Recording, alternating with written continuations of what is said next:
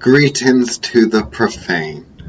Yes, I'm talking to you, because this is the last episode of Official Lauren Month. If you don't know who Lauren is, then clearly you ain't a part of the No Horse Barred Witchcraft podcast community, and you should fuck off now. So, the profane. You know our friend, Heinrich Agrippa. Yep. Henry, as we call him. He's been commenting in the group, and he does say something about you, Chris. He said, you are both the storm and the calm that comes after it. Do you like that? I like that. I like that a lot. Well, he said about me what he said about me. He says, Liam, you're an unsolvable paradox with a dry sense of humour. So today we're talking about our friend who wrote a book. Now, Heinrich Agrippa, Henry Agrippa, whatever you want to call him, Heinrich I say, because of the Germanish accent. He's a member of our group, okay, on the No Holds Barred Witchcraft podcast, secret group on a Facebook, and he's written a trilogy, Chris. A trilogy. Not one book, he's written a trilogy. He's written a couple of books, actually. There was that feminist one, which no one really reads. Then there was, this other one, which no one really reads either. And then there's the 3 books of occult philosophy he went and wrote. And he basically was going to write 3 books on occult philosophy. Got to the end of one, the first book, about elemental magic and natural magic and that, and then thought, fuck it, I really don't want to write the others. And he did end up writing the others in the end. Did he write a 4th book, Chris? I'm not convinced the 4th one's his. No. Do you think it's a fake? I think that's a fake. It's a fake, is it? Yeah. I think it's a fake. Someone is stealing the name Heinrich Agrippa to try and pass their trashy book because they want Llewellyn to publish it. Is that what you think is going on? Also, because it's on geomancy, is one of the main parts of it, and nobody believes in that shit. Okay, so for those that don't know our friend Heinrich Agrippa, right? You can look him up on the Wikipedia, and it would be a big load of stuff about how he was born in 1486, and how he was a mathematician, polymath, a physician, that's like a doctor from back in the day, a legal scholar, so basically an asshole lawyer, a soldier, theologian, and a cult writer. Yes, he had a very exciting life. A curing of people, or at least a treating them. We don't know if he cured any, but we know he treated people with the plague. Yeah. And he even defended witches when they were accused and brought to a court of law. That whole thing happened. Remember that? Yeah, there is that. It was all rather scandalous at the time.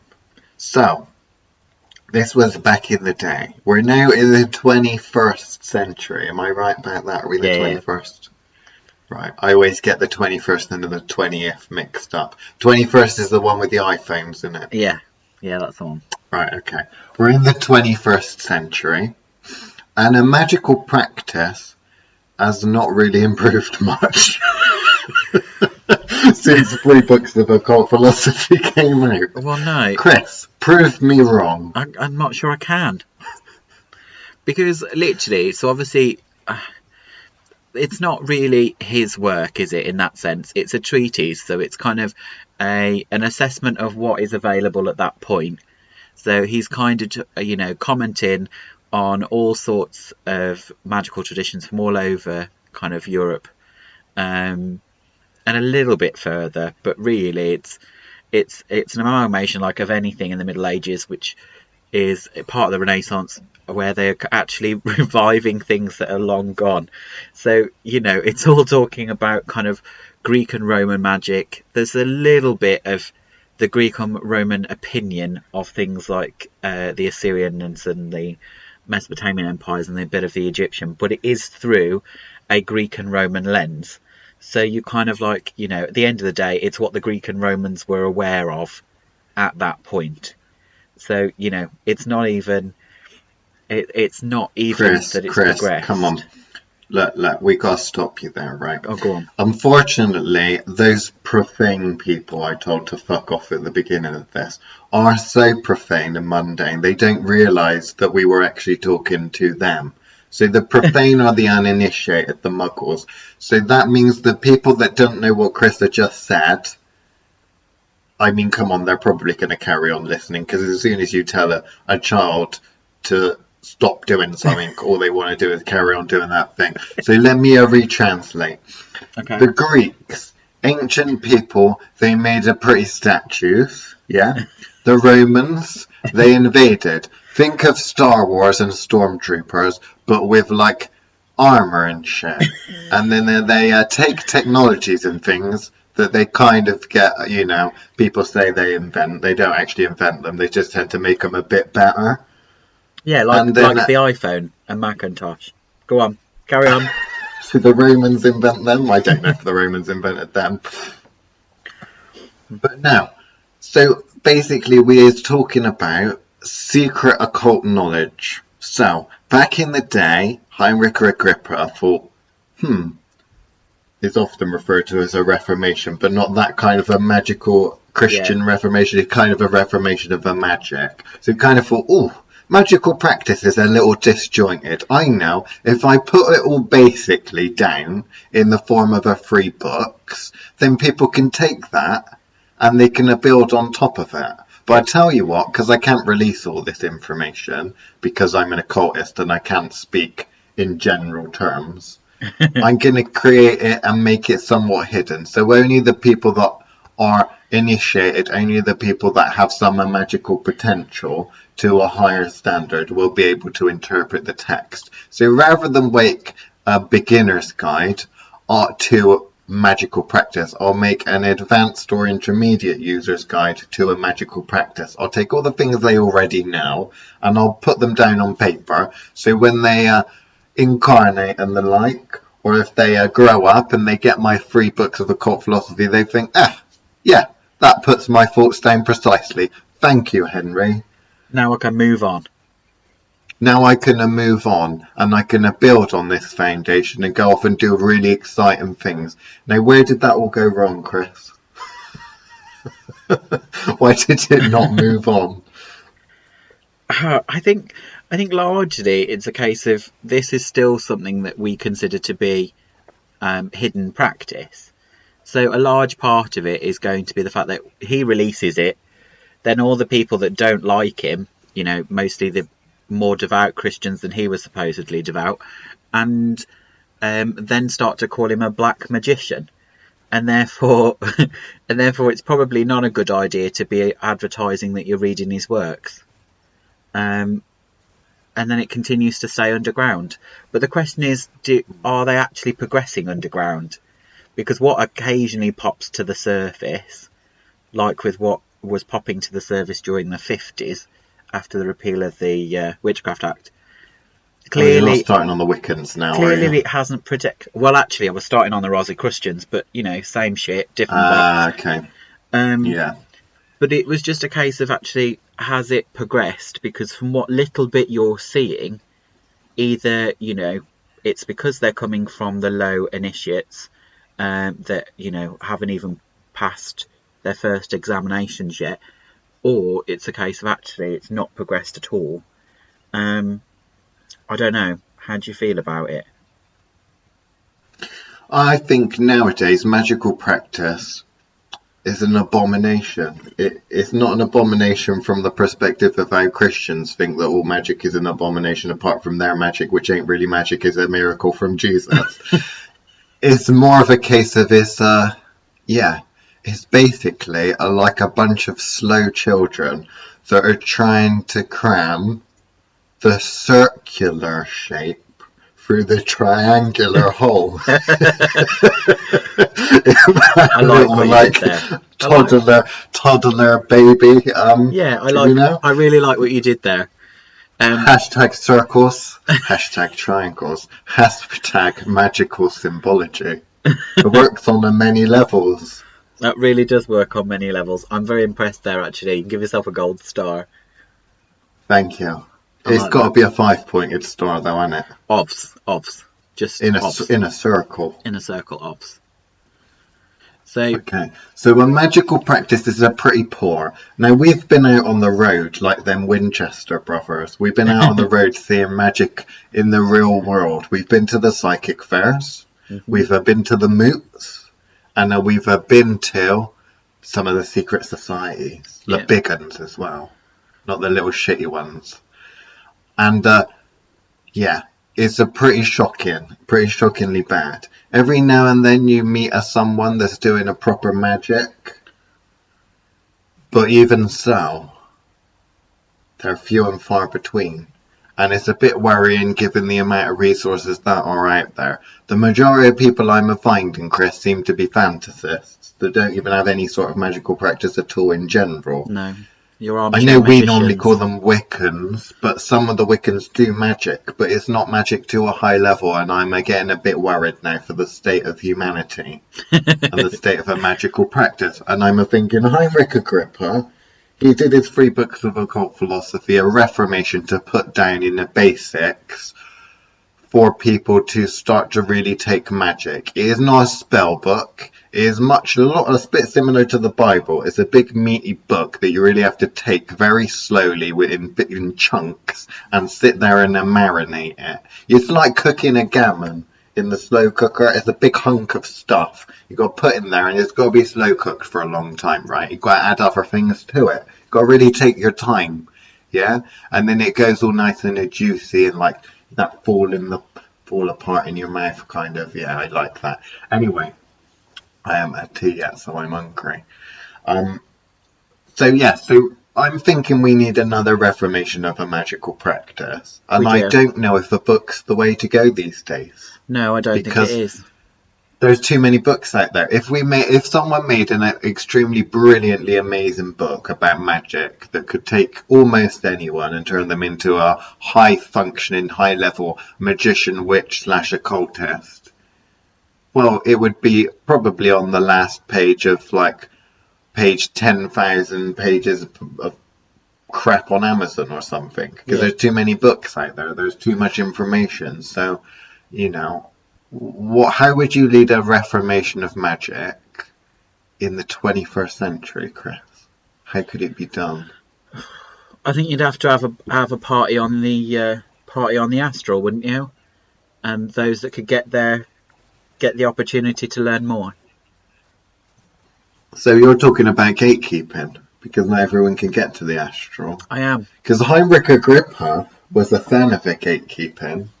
He basically wrote his book in order so that only people that kind of already knew could understand. That's the problem. So it isn't really a book that teaches beginners, the mundane. It's a book that teaches the well-educated, that are really committed to a path. Well, you'd have to be able to read high. You'd have to be able to read High Latin, in which case it really was limiting to a small group of people, a remarkably small group of people, even though it wasn't printed.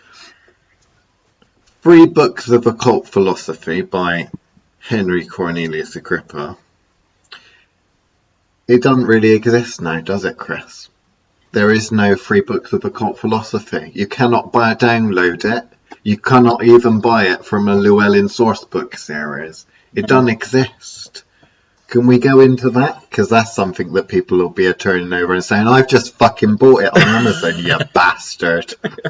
I just paid 20 odd quid. Or $49.95 US dollars, or $57.95 Canadian dollars, and you're telling me it's not a thing? I've just bought it. It is a thing. It says translated by a James Freak. I've just heard those I've just bought those gorgeous hardbound, beautiful cloth-covered copies from. Is it 3 Letters? Is it 3 Letters Press or something like that? 3 Hands Press. 3 Hands Press. They are beautiful, aren't they? Do you think that our audience has that kind of money? Well, you'd hope so. They is witches. They should be able to conjure the amount up to buy that nice little series. In fact, they should be able to conjure up such an amount of money that they could buy us a copy also. Yes, we would love a copy. Please email it, and we'll send you where to post it to. But yeah, the problem is that the Latin copies of it are not very well translated, is a large part of it. So, like it happens with most historical texts, the problem is that the actual nuance of the words is lost in that translation. So it's a case of, you're reading it and you kind of, this is written in some strange gobbledygook. No, it's just when it was converted to English, it wasn't by people that were particularly au fait with the actual magical practice itself, which is what often happens, is that, the person translating is a translator. That's their specialist field, not the actual field they're trying to translate the document from. So, they're not going to necessarily be an expert on magic as well as being a decent translator of Latin to English. So And if they are, they grew up in the, the 20th or 21st century. Exactly.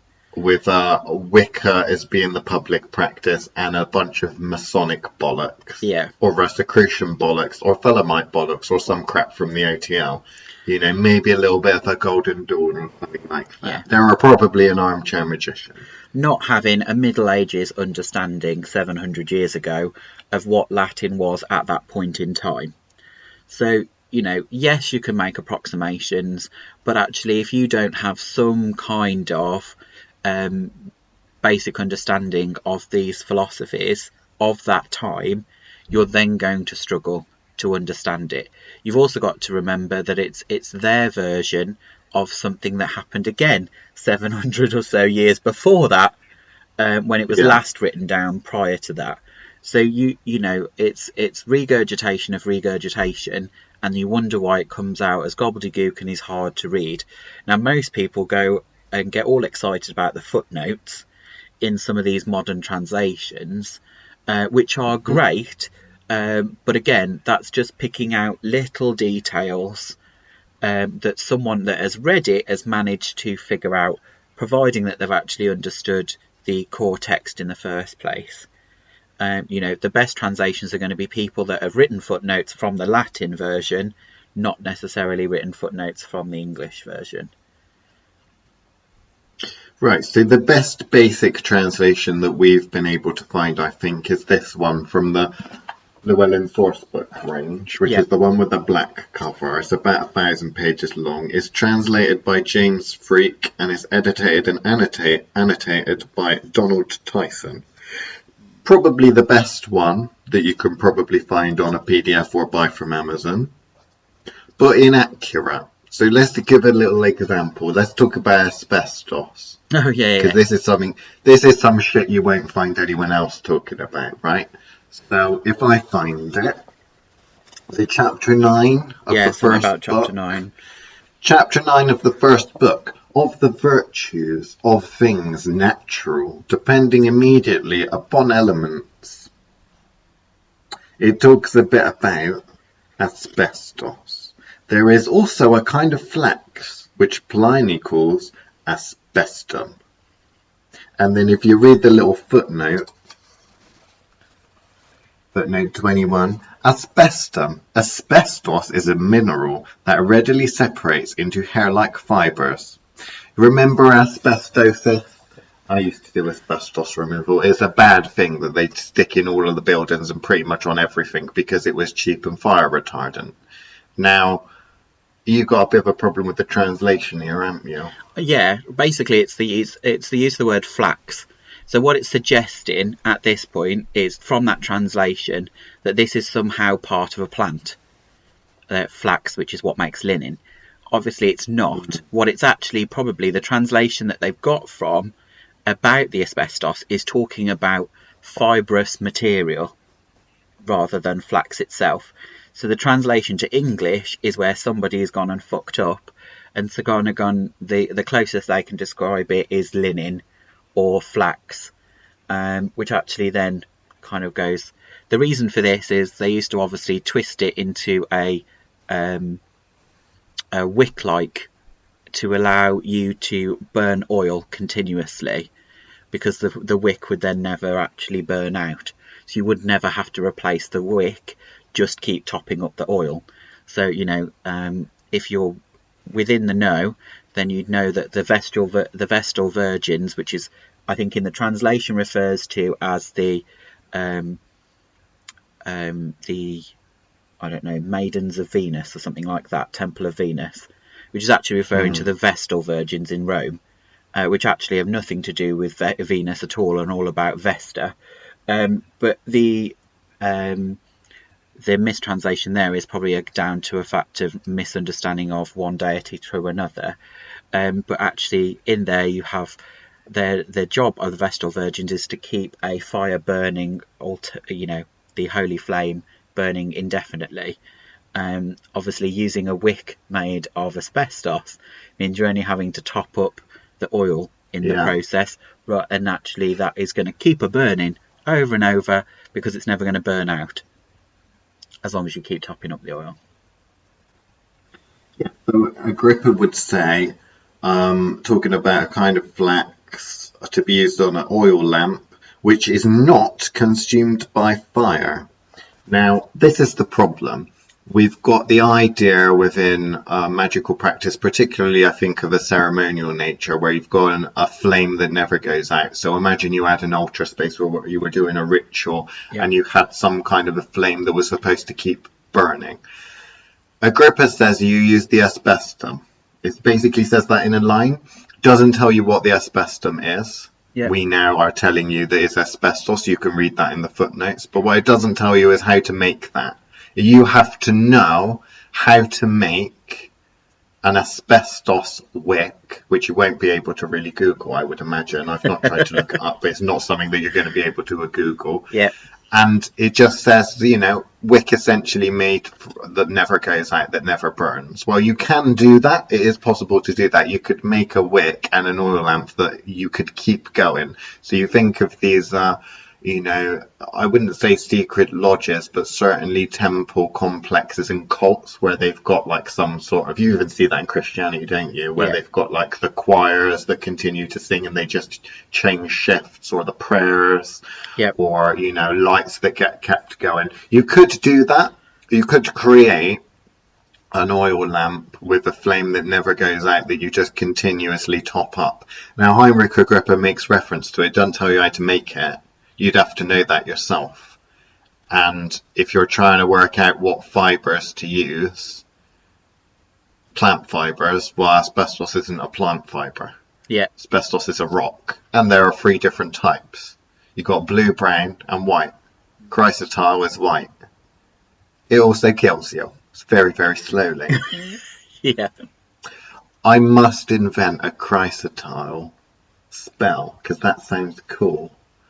But anyway, we'll put that aside for now. So 3 books of occult philosophy by Heinrich Agrippa. If you read it nowadays, it will be an inaccurate translation.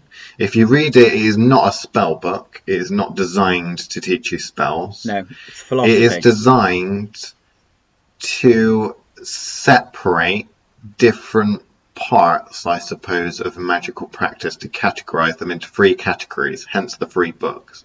Book number 1, elemental, natural magic, low magic is what we call it. Yeah. Book number 3, high magic, advanced kind of magic, past the abyss kind of a magic. And book number 2, which is somewhere in the middle of those 2. Now, what you'll get with Western magic in the modern, I say modern, pretty much everything that comes after that. So even when we're talking about Golden Dawn, Victorian period, if we're talking 1950s and we're thinking of Wicca, that kind of thing, pretty much every book that's published has got lots of stuff that's been taken from Heinrich Agrippa's book, whether it's magic squares and the like, whether it's sigils, whether it's the abracadabra, whether it's the planetary days, the 4 elements, because not 5 elements, because you ain't fucking Chinese, people. Some of you might be Chinese. If you want to use wood as an element, then use wood as an element. Spirit ain't a fucking element, you idiots. You just don't understand the 4 elements, so you think, oh, I think I've invented something.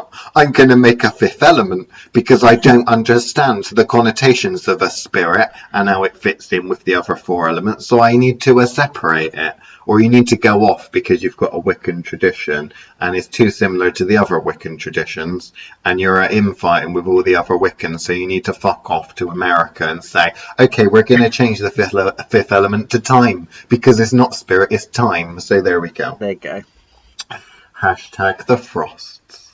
But there we go. So we got 5 minutes left, and then we're going to go into the Patreon, and we're going to discuss our slightly more advanced things in the Patreon. So overall, foundation book of Western occultism. It says that on the cover, and I'm inclined to agree. It's possibly the only thing Llewellyn's ever written or put on or in a book that I've agreed with.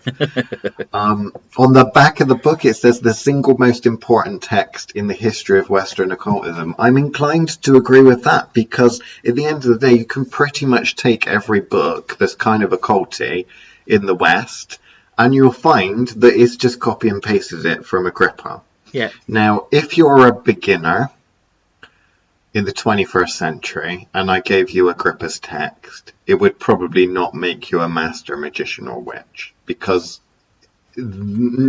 mistranslations aside, it is not designed to be a book that teaches absolute beginners. It is designed to be a foundation in magic. It's designed to have all the beginner stuff in it, but it's not designed to be read by the beginners, is it? Which is a bit of a head fuck, I think. Yeah, well, that's the problem, isn't it? For a lot of people, it'd be like, okay, well, I understand all the elements you're talking about here, but actually, do you? The question is, do you actually understand what he's talking about? And actually what is written, unwritten, shall we say, between each line is the understanding that puts together that foundation. So the understanding of the four elements, when he's talking about that, do you actually make that direct connection to what that is coming from? The fact is that's not an idea he's coming up with. He's synthesizing what is readily available already. So at that point, you're talking about everything that you have ever read by Galen, Hippocrates, is all going on in that bit about, that bit about the four cardinal elements, how they interact with each other, that when they start talking about dry and moist. At which point people, yes, okay, you now understand that. But do you understand it? Because you understand those words. Do you understand the concept they're actually discussing there? Which is how each one intermingles with each other in order to formulate life. The four together formulate life and maintain life. None of that is written in the actual book, but that's what the four elements are talking about. Would it be fair to liken Heinrich Agrippa with a Shakespeare? Yes. And do you get what I say by that? I think that's a really good way of putting it. Yeah, he's not actually doing anything necessarily new. He's just put it in a language that hopefully the commoners can understand. Shakespeare takes old concepts and stories and archetypes and the like, and he dresses them up and makes them in a fancy English. Yeah. Now, the real question people want to know is, all the Shakespeare language you had to read during school. Did people actually talk like that in Shakespeare's time? No, it's dramatisation. I think the lady doth protest too much. Would that be what, like a rapist or something would have say back in the day? Highly unlikely. Okay, so we were thinking, answering that question, no. They didn't speak like that back in the day. Yes, Shakespeare wasn't exactly the most original person. He stole it all from someone that came before and he changed it. A bit like Heinrich Agrippa didn't invent all of this. He just made a compendium of stuff that he basically put together in a basic form. Yeah. Now, I do suggest buying it or downloading it for free. Don't really care which one you do. And having a little flick through it. But don't try and read the whole thing. Just have a flick through and pick up little bits and ask yourself, do I really understand this? Yeah. Do I understand it? Because if the answer is no, then the book's not going to teach you about it. No. But you could think about it and then go, and do some research. And find these And concepts maybe even some fucking magic. There we go. The end.